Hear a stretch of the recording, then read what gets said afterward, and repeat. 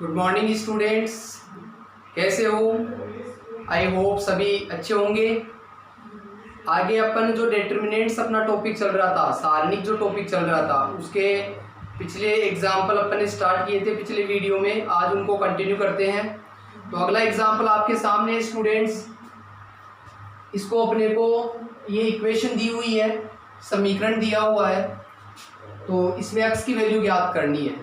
तो देखो, आप जब गौर से इसको थोड़ा सा देखोगे तो आपको मिलेगा कि देखो बेटा, हर रो के अंदर या कॉलम के अंदर एक्स भी है, ए भी है, बी भी है, सी भी है। इधर रो के अंदर, कॉलम में तो नहीं है। इसमें भी देख लो, एक्स भी है, ए भी है, बी भी है, सी भी है। इसमें भी देखो एक्स, ए, बी, सी।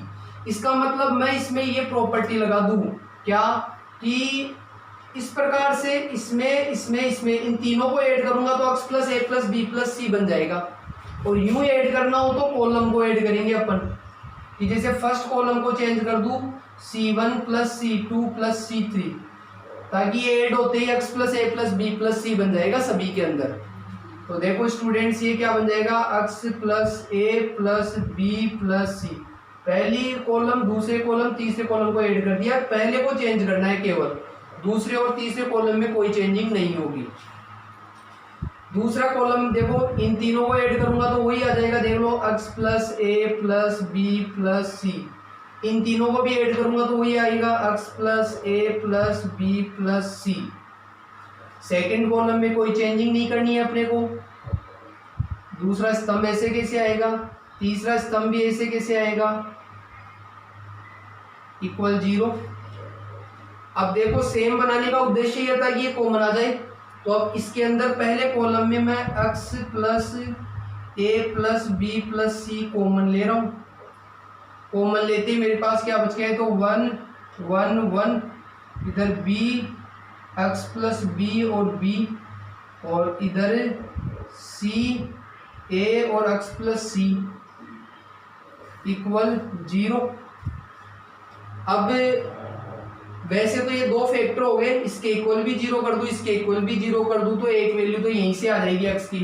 तो एक वैल्यू तो ये आ गई, x plus a plus B plus c equal 0।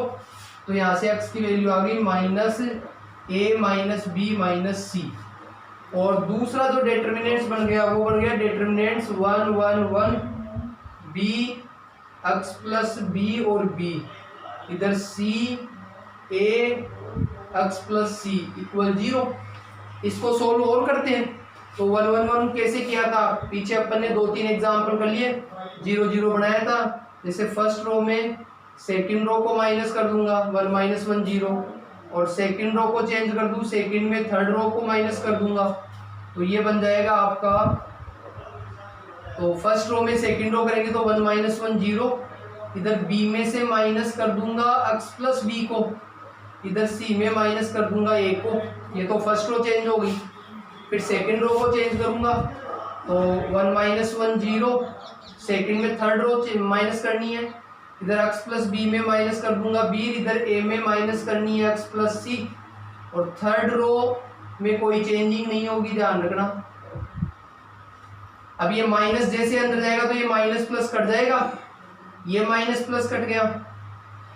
अब 0 0 होने के बाद इसको आप एक्सपेंड कर देंगे, तो क्या हो गया बेटा, एक्सपेंड करूंगा तो पहले तो एक बार लिख देता हूं मैं, इसमें बच गया क्या, 0, ये माइनस एक्स, ये सी माइनस ए, इधर 0 प्लस एक्स और ए माइनस एक्स माइनस सी हो गया, इधर 1 बी और एक्स प्लस सी इक्वल 0।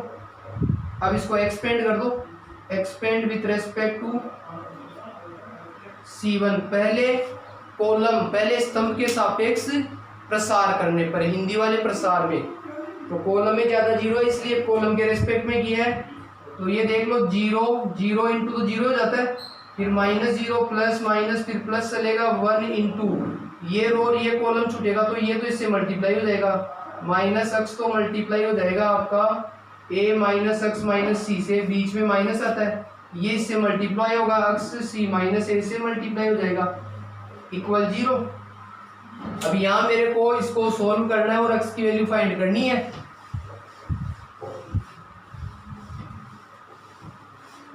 तो देखो क्या हो गया, ये बच गया, ये 1 से मल्टीप्लाई, ये तो 0 हो गया, ये ब्रैकेट हटाऊंगा तो क्या आ गया देख लो, minus a x plus x square plus c x, ये माइनस एक्स अंदर मल्टीप्लाई हो गया, इधर देखो माइनस का सी एक्स प्लस का ए एक्स हो जाएगा इक्वल 0, और ये सी एक्स से सी एक्स कैंसिल हो गया, और अक्स देखो सब में कॉमन आ रहा है तो अक्स कॉमन ले लेंगे, तो ये माइनस का ए बच गया, ये प्लस का अक्स बच गया, ये प्लस का ए बच गया, ये भी फैक्टर हो गए, तो अक्स की वैल्यू 0 आ गई, और दूसरी क्या आ जाएगी, माइनस ए प्लस ए कट गया वैसे तो, क्योंकि ये ए एक्स यहाँ भी कट रहा था क्या, हाँ बिल्कुल ये यहीं कट रहा था वैसे तो, और यहाँ कटते ही अपने पास डायरेक्ट ही आ गया क्या, अक्स स्क्वायर इक्वल 0, तो अक्स की वैल्यू 0 ही आ गई।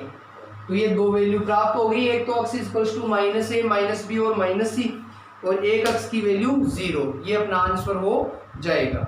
अगले एग्जाम्पल की बात करता हूँ प्यारे बच्चों, 18 एग्जाम्पल है, इसके इक्वल ये भी प्रूव करना है और फिर फाइनल में ये आंसर अपने को लेकर आना है। तो सबसे पहले ये वाला पक्ष लेके चलूं, तो इसमें और इसमें देखोगे तो देखो स्क्वायर तो है और एक 1 लाना है, और ये x cube y cube z cube लाना है। तो ऐसा क्वेश्चन एक बार पहले भी आया था, आपको याद हो तो, वाई जेड जेड एक्स और एक्स वाई था, तो जैसे इसमें एक्स की कमी हो रही थी तो इसको एक्स से मल्टीप्लाई करके एक्स वाई जेड बनाया था, इसको वाई से मल्टीप्लाई करके एक्स वाई जेड बनाया था, इसको जेड से मल्टीप्लाई करके एक्स वाई जेड बनाया था। तो अलग अलग करना है, तो पहले कॉलम को अलग करो, दूसरे को अलग और तीसरे को अलग, और जब आपको मल्टीप्लाई या डिवाइड करना है तो बाहर उसी से मल्टीप्लाई और डिवाइड कर देते हैं, ताकि फिर एक एक कॉलम या एक एक रो को अंदर जाके मल्टीप्लाई या डिवाइड करवा सकते हैं। तो मैंने ऊपर नीचे क्या किया है, सबसे पहले एक्स वाई जेड से ऊपर नीचे मल्टीप्लाई करवा दिया। अब वाई जेड है, यहाँ एक्स लाने के लिए पहले कॉलम को तो एक्स से मल्टीप्लाई करना पड़ेगा, पहले कॉलम को तो एक्स से मल्टीप्लाई कर दूंगा, ये अंदर जाके मल्टीप्लाई हो जाएगा। फिर दूसरे कॉलम को वाई से मल्टीप्लाई करूंगा, दूसरे कॉलम को तो एक्स वाई जेड बन जाएगा, और तीसरे कॉलम को जेड से मल्टीप्लाई करूंगा, और मल्टीप्लाई ये बाहर वाला अंदर जाएगा तो 1/xyz तो बाहर शेष रह गया आपके पास।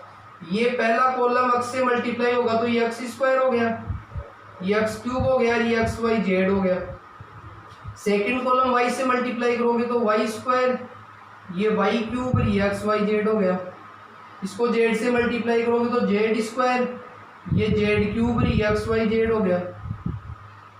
और अब आपका देखो थर्ड रो के अंदर, थर्ड पंक्ति के अंदर एक्स वाई जेड कॉमन आ रहा है, तो एक्स वाई जेड कॉमन आते ही बाहर ये आ जाएगा क्या बेटा, एक्स वाई जेड कॉमन ले लिया मैंने बाहर, और ये एक्स वाई जेड ऑलरेडी है पहले से, तो बचा क्या, इसमें से लिया है तो पहली रो और दूसरी रो तो जैसी है वैसी की वैसी रहेगी, और ये x cube y cube z cube, और तीसरी रो में एक्स वाई जेड कॉमन लिया तो 1 1 1 बन गया। यहाँ तक कोई दिक्कत नहीं होनी चाहिए आपको। अब देखो, अब मेरे पास लगभग आ गया, ये तो कैंसिल हो ही जाएगा। अब इसको सेट करना है तो 1 1 1 ऊपर चाहिए, तो एक बार तो इन दोनों को अल्टरनेट कर लो, पहली रो को तीसरी रो की जगह ले आओ और तीसरी रो को पहली की जगह ले जाओ। और आपको पता है दो रो इंटरचेंज करते थे, दो रो को आपस में क्या करते थे, प्रतिस्थापित करते थे, तो उसकी डिटरमिनेंट्स का चिन्ह चेंज हो जाता था, तो बाहर माइनस लग जाएगा और ये तो ऊपर चली जाएगी 1 1 1, और ये नीचे आ जाएगी x square y square z square, और सेकंड रो जैसी है वैसी की वैसी रहेगी। फर्स्ट और थर्ड को क्या कर दिया, इंटरचेंज कर दिया।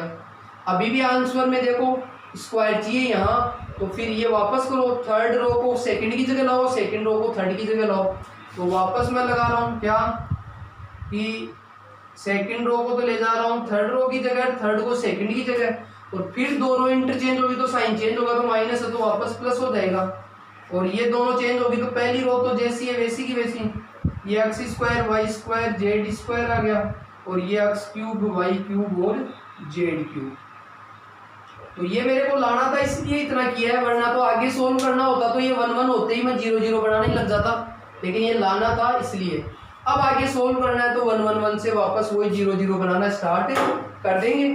तो मैं इधर मिटा देता हूँ स्टूडेंट्स,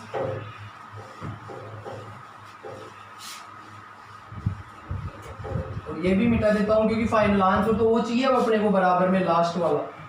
तो क्या हो गया बेटा, सबसे पहले क्या करूंगा 0 0 बनाने के लिए ये माइनस करूंगा, तो फर्स्ट कॉलम सेकंड कॉलम, तो फर्स्ट कॉलम को चेंज कर दो, फर्स्ट में से सेकंड माइनस कर दो और सेकंड को भी जीरो बना सकता हूँ, सेकंड में से थर्ड माइनस करूंगा। दो प्रॉपर्टी साथ लगाओगे तो पहले C1 को चेंज किया तो C1 इधर यूज नहीं ले सकता, जो मैंने लिया नहीं। अब कर दो, फर्स्ट कॉलम में सेकंड कॉलम करोगे तो 1 में 1 माइनस करोगे तो 0, और इधर एक्स स्क्वायर में से वाई स्क्वायर माइनस कर दो, इधर एक्स क्यूब में से वाई क्यूब माइनस कर दो। फिर सेकंड में से थर्ड कर दो तो 1 माइनस 1 0, वाई स्क्वायर में से मैं जेड स्क्वायर माइनस कर दूंगा और वाई क्यूब में से जेड क्यूब माइनस कर दूंगा। और थर्ड कॉलम जैसा है वैसा का वैसा ही लेना, फर्स्ट और सेकंड कॉलम को चेंज कर रहे हैं यहाँ पर। और अब देखो यहाँ ए स्क्वायर माइनस बी स्क्वायर की आइडेंटिटी लगा सकता हूँ, यहाँ एक्स क्यूब ए क्यूब प्लस बी क्यूब या ए क्यूब माइनस बी क्यूब का फॉर्मूला लगा दूंगा। तो लगाओ स्टूडेंट्स, ये पहला तो ऐसे कैसे रहेगा, ये x square minus y square, x minus y और एक्स प्लस वाई हो गया, एक्स माइनस वाई और एक्स प्लस वाई। ये a cube minus b cube क्या होता था, a minus b x cube minus y cube, x minus y फिर x square plus y square और प्लस एक्स वाई, यही होता था। यहाँ भी देख लो, ये तो 0, ये a square minus b square लगाओगे तो वाई माइनस जेड और वाई प्लस जेड, और इसमें a cube minus b cube लगाओगे तो y minus z y square plus z square plus y z हो जाएगा। और तीसरा कॉलम जैसा है वैसा का वैसा ही रहेगा।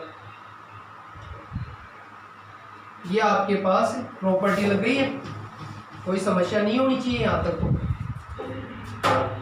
अब क्या लग रहा है अपने को, कॉमन आ रहा है। देखो वैसे तो एक्सपेंड कर सकता था तो ये इजी हो जाएगा, लेकिन कॉमन लेने से देखो वाई इसके अंदर आपके पास, इसके अंदर देखो एक्स माइनस वाई कॉमन आ रहा है पहले कॉलम में, और इधर वाई माइनस जेड कॉमन आ रहा है, 0 में कुछ भी कॉमन ले सकते हैं। तो इसमें तो एक्स माइनस वाई पहले रो के अंदर तो मैं क्या कॉमन लेने जा रहा हूँ, एक्स माइनस वाई।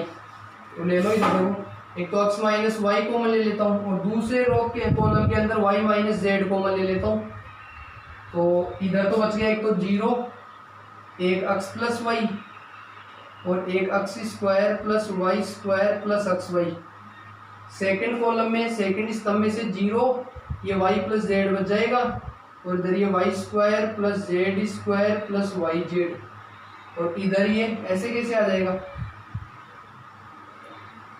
और अब चाहो तो मैं क्या कर सकता हूँ, इसका एक्सपेंड कर सकता हूँ, कोई दिक्कत नहीं है। अब और कोई फॉर्मूला नहीं बन रहा है अपने पास, तो एक्सपेंड यानी प्रसार कर दो विथ रेस्पेक्ट टू R1 के रेस्पेक्ट में कर दो, इसी में 0 ज़्यादा है तो कर लो x minus y y minus z, और प्रसार करेंगे तो ये स्टार्टिंग वाले तो ये 0 तो 0 हो जाएगा, माइनस ये भी 0 हो जाएगा, लास्ट में प्लस 1 इंटू ये देख लो, ये कॉलम और ये रो छोड़ेंगे तो ये तो इससे मल्टीप्लाई होगा, एक्स प्लस वाई तो मल्टीप्लाई होगा y square plus z square plus y z, फिर बीच में माइनस ये इससे मल्टीप्लाई होगा, यानी वाई प्लस जेड मल्टीप्लाई होगा x square plus y square plus x y से, ये ध्यान रखना आप।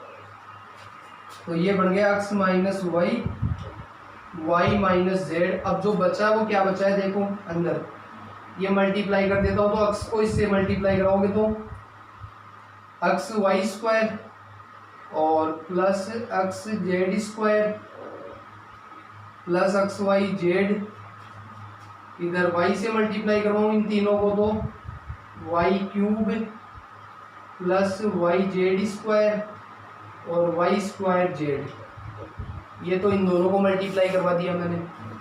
फिर आगे माइनस, ये मल्टीप्लाई होगा, माइनस की वजह से अंदर प्लस आए तो माइनस हो जाएंगे, वाई एक्स स्क्वायर होगा तो एक्स स्क्वायर वाई हो जाएगा, अगला फिर माइनस ये वाई क्यूब हो जाएगा, फिर अगला माइनस एक्स वाई स्क्वायर हो जाएगा, फिर जेड से मल्टीप्लाई कराओगे तो माइनस एक्स स्क्वायर जेड हो जाएगा, और माइनस ये वाई स्क्वायर जेड हो जाएगा, और माइनस एक्स वाई जेड हो जाएगा।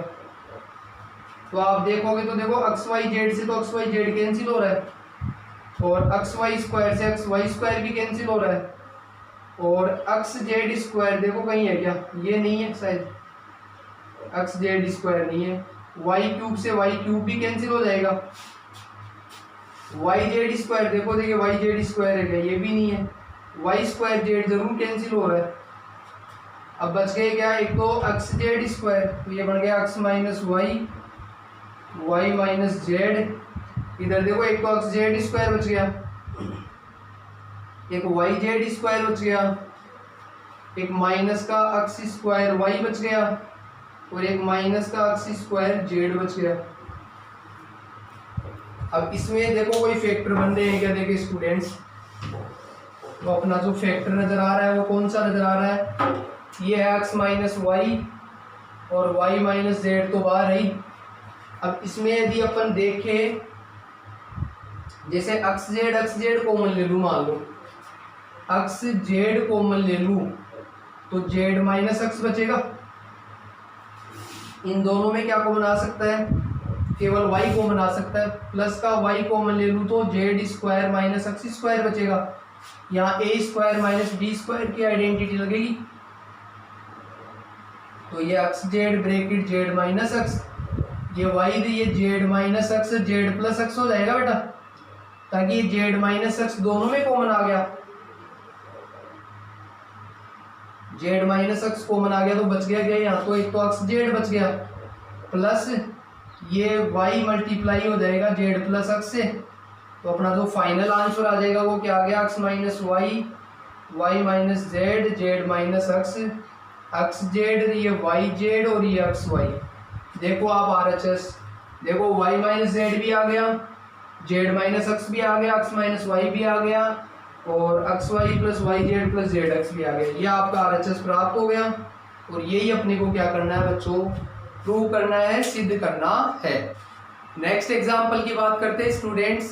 एक प्रश्न दिया हुआ है, पहले भी आपने किया था, विदाउट एक्सपेंडिंग आपने प्रूव किया था या सोल्व किया था, बिना प्रसार किए हुए उसको सरल करना है इसको। तो इसके लिए सबसे पहले आपको क्या नजर आ रहा है? देखो सबके बेस अलग अलग है, तो जब भी लॉग में सबके बेस अलग अलग नजर आए तो सबसे पहले लॉग के बेस सेम बनाते हैं। आपको याद होगा जैसे log a बेस b आ जाए तो बेस चेंज करने का फॉर्मूला क्या था? log b upon log a, और बेस जो हम चाहे वो लगा सकते हैं, कोई दिक्कत नहीं है। तो सबसे पहले इनके सबके बेस चेंज कर लो। जैसे ये तो 1 है, इसको मैं लिख सकता हूँ log x बटे हुए log y, ये बेस चेंज करने के फॉर्मूले से कर लिया। इसको लिख सकता हूँ log x upon log z। इधर इसको देखो, इसको क्या लिख सकते हो? log y upon log x, ये 1 का 1 रह जाएगा और ये क्या चेंज हो जाएगा? log y upon log z। इधर भी देखो स्टूडेंट, ये क्या बन जाएगा? log z upon log x बन जाएगा। ये क्या बन जाएगा? log z upon log y बन गया और ये 1 का 1 रह गया। सबसे पहले सबके बेस चेंज कर दिया मैंने। बेस चेंज करने के बाद जैसे इसमें देखो log y है, log z, नीचे log x कॉमन ले सकता हूँ, तो log x यानी 1 अपॉन log x कॉमन लूंगा मैं। इसमें 1 अपॉन log y लूंगा, इसमें 1 अपॉन log z। तो इन दो में तो कॉमन आ रहा है, इसमें नहीं आ रहा। जब कॉमन लेते हैं नहीं आता तो उससे डिवाइड करते हैं, तो 1 को 1 अपॉन log x से डिवाइड करूंगा तो ओनली log x बन जाएगा। तो ये क्या बन जाएगा? इसमें मैं क्या कॉमन ले रहा हूँ? एक तो 1 अपॉन log x कॉमन ले रहा हूँ, एक 1 अपॉन log y कॉमन ले रहा हूँ, एक 1 अपॉन log z कॉमन ले रहा हूँ। तीनों में पहली रो में ले रहा हूँ ये तो ये तो log x बन जाएगा 1 की जगह, तो ये log y बच जाएगा और ये log z बच जाएगा यहाँ पर। इसमें आप देखोगे तो 1 अपॉन log y कॉमन ले लिया तो यहाँ तो log x बच गया और यहाँ log y बन जाएगा, क्योंकि 1 को 1 अपॉन log y से डिवाइड करेंगे तो log y आ गया और ये log z बन गया। ऐसे इसमें करो, यहाँ log x बन गया, ये log y और ये log z बन जाएगा 1 अपॉन log z से डिवाइड करोगे तो। और अब आपको देखो first row, second row, third row तीनों ही सेम दिखाई दे रही है, तो तीनों तो दूर की बात है, दो भी सेम हो, दो भी समान हो तो उसकी वैल्यू क्या होती थी? 0। तो ये 1 upon log x into log y into log z और इंटू 0, और इसको 0 से मल्टीप्लाई करूंगा तो क्या आ जाएगा स्टूडेंट्स? 0 ही प्राप्त हो जाएगा। नेक्स्ट एग्जांपल देखो स्टूडेंट्स, एक 12वां क्वेश्चन अपना बीच में रह गया था तो उसको कंटिन्यू करते हैं। ये आपको विदाउट एक्सपेंडिंग प्रूव करना है, बिना प्रसार किए हुए इसका सोल्व करना है। तो आप LHS ले सकते हो इसका। तो सभी को देखो LHS में क्या प्रॉपर्टी लगानी है बेटा? आंसर के अकॉर्डिंग चलना है। जैसे A B C चाहिए तो देखो B plus C plus a plus B जब रिपीट होता है तो मैंने कहा था कि इनको ऐड कर देंगे तो ए प्लस बी प्लस सी बन जाता है। तो करते हैं, इसमें क्या करेंगे बेटा, इन तीनों को ऐड करने का मतलब C1 change C1 plus C2 plus C3। इससे क्या होगा बेटा, देखो जैसे B plus C plus a plus B को ऐड करेंगे तो 2a प्लस बी प्लस सी बन जाएगा, यानी 2a plus 2b plus 2c बन जाएगा, 2 कॉमन आ जाएगा। इधर भी इन तीनों को ऐड करेंगे तो 2p 2q और 2r बनेगा, तो 2p plus q plus r बन जाएगा बेटा। और इसमें मैं ऐड करूंगा तो 2x plus 2y plus 2z बनेगा, 2 कॉमन ले लूंगा। ये मैंने पहले कॉलम को चेंज कर दिया, बाकी दोनों कॉलम जैसे है वैसे ही आपको लिखना है।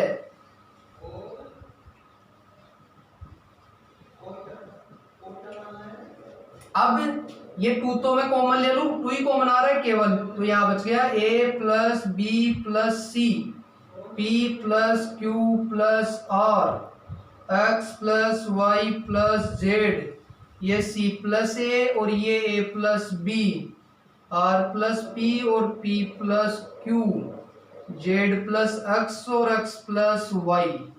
यहाँ तक कोई दिक्कत नहीं होनी चाहिए भैया। अब आगे चलते हैं, तो जैसे सबसे पहले एक तो a b c तीनों में सिंगल सिंगल आना है, तो जैसे a प्लस बी प्लस सी है, इसमें मैं c और a को माइनस कर दूंगा तो ओनली b बच जाएगा कि नहीं बच जाएगा।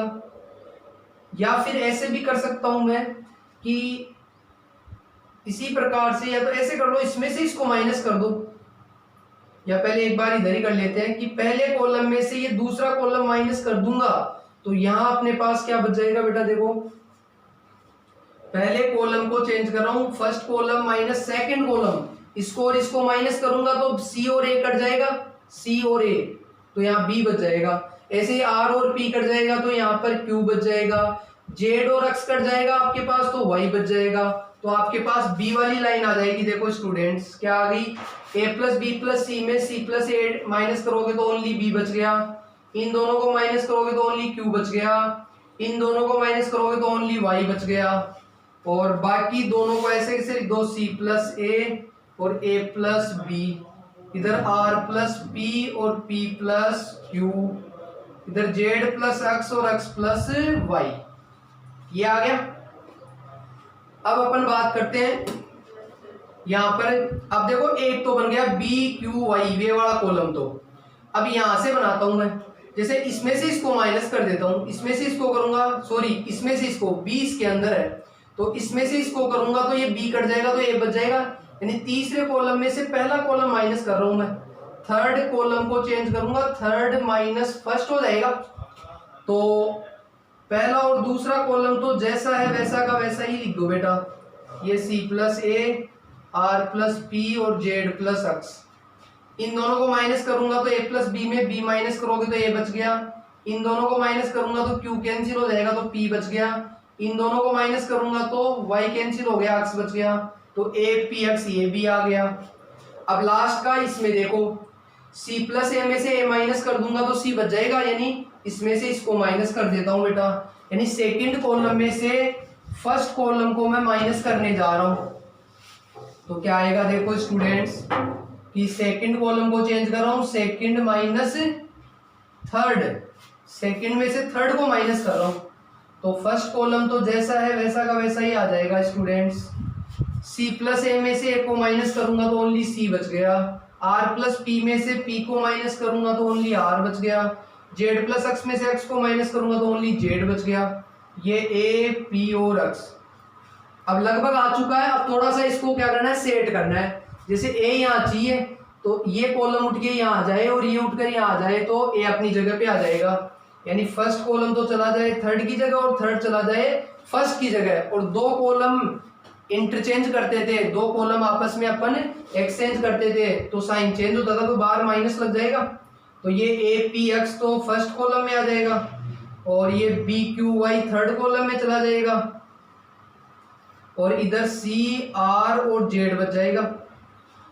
अब देखो ए तो अपनी जगह पे आ गया, ये तो अब सेकंड कॉलम में ये बी होना चाहिए, मतलब ये यहाँ आएगा और ये यहाँ, तो वापस से मैं इसमें एक प्रॉपर्टी लगाना चाह रहा हूँ, कौन सी बेटा, कि दूसरा कॉलम तो तीसरे कॉलम की जगह चला गया C2 तो C3 की जगह और C3 C2 की जगह। तो यहीं पे मैं आगे लिख रहा हूँ इसमें, तो फिर माइनस है तो प्लस का 2 हो जाएगा। और दो फर्स्ट कॉलम तो ऐसे किसे आ गया अपने पास, ये तो यहाँ आएगा तो BQY, और ये थर्ड में चला जाएगा तो CRZ। तो ये देखो आपका RHS फाइनली आ गया कि नहीं आ गया, बिल्कुल आ गया। तो इस प्रकार से आपको सॉल्व करना है। नेक्स्ट देखो, एक बच्चे ने मेरे से क्वेश्चन पूछा था बेटा, थर्ड मिसलेनियस का 7th क्वेश्चन, मैं उसका इसी में सॉल्यूशन भेज रहा हूँ। एक a order of matrix A is 3/4, ये आपका क्वेश्चन नंबर है 7, थर्ड मिसलेनियस की बात कर रहा हूं मैं। तो एक ए मैट्रिक्स है जिसका ऑर्डर है 3/4, ए का आपका ऑर्डर है 3/4, and B is a matrix such that, और बी एक मैट्रिक्स है इस प्रकार से है कि ए का ट्रांसपोज इंटू बी और ए इंटू बी का ट्रांसपोज, ये दोनों डिफाइन है। डिफाइन का मतलब हो गया ये इससे मल्टीप्लाई हो सकती है और ये इससे मल्टीप्लाई हो सकती है। और आपको पता है दो मैट्रिक्स मल्टीप्लाई कब होती है, जब पहले का कॉलम और दूसरे का रो, नंबर ऑफ कॉलम और नंबर ऑफ रो इक्वल होते हैं। Then right the order of B, तो आपको बी मैट्रिक्स का ऑर्डर पूछ रहा है, तो बी का ऑर्डर मैं m इंटू एन मान लेता हूँ, ये ऑर्डर चाहिए मेरे को इसका। तो ऑर्डर निकालने के लिए कैसे करेंगे, देखो बेटा कि ये मल्टीप्लाई डिफाइन है, तो इसका मतलब इसका तो कॉलम और इसका रो इक्वल है, तभी तो पॉसिबल है मल्टीप्लाई। तो ए का ट्रांसपोज का ऑर्डर निकालू पहले। ए का ट्रांसपोज क्या बन जाएगा, ये 3/4 है तो ये 4/3 हो जाएगा। ट्रांसपोज का मतलब हिंदी में क्या किया था अपन ने, उसका क्या बोलते हैं, परिवर्ताव्य है। तो ए के ट्रांसपोज में कॉलम कितना है, ए के ट्रांसपोज में कॉलम है 3 और बी में रो कितनी है, बी के अंदर रो ली है m, तो यहां से m की वैल्यू तो 3 आ गई। इसी प्रकार ये दोनों मल्टीप्लाई भी डिफाइन है, तो ये पॉसिबल है। तो ए का तो कॉलम और इसका रो इक्वल होनी चाहिए। तो ए में कॉलम कितना है, देखो ए में कॉलम है 4 और बी के ट्रांसपोज में रो कितनी है, तो बी के ट्रांसपोज का बनाऊंगा मैं ऑर्डर, तो क्या बनेगा n इंटू एम बन जाएगा। तो बी के ट्रांसपोज में रो बतानी है वो n है, तो n की वैल्यू 4 आ गई। इसका मतलब b का ऑर्डर क्या हो गया, मैंने m इंटू एन माना था तो m की वैल्यू 3 आ गई, n की वैल्यू 4 आ गई, तो b का ऑर्डर क्या आ गया 3/4 प्राप्त हो जाएगा। तो इस प्रकार से स्टूडेंट्स आज के लिए इतना ही, ये आपको सॉल्व करना है। कुछ 1-2 एग्जाम्पल है वो अगले वीडियो में बताऊंगा, तब तक आप क्वेश्चन सॉल्व करें। कोई दिक्कत आए तो आप मेरे को बताएं। Okay, thank you students.